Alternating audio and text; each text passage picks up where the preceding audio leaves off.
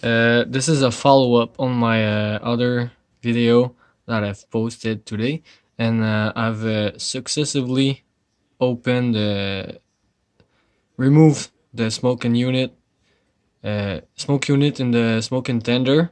It was glued to the inside. As you can see, there's like some red glue thing, and there the previous guy that I've worked on this tender and this locomotive kind of glue it inside the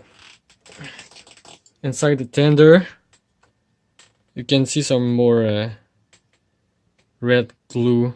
I've had a really hard time removing the smoke units.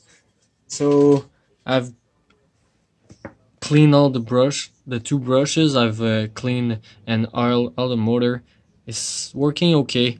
The bellows okay. It has some small cracks in it, but it's working. So let me show you. And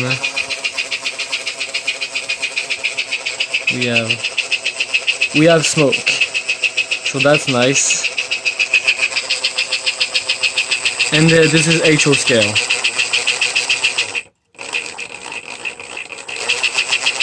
Yeah, it's okay.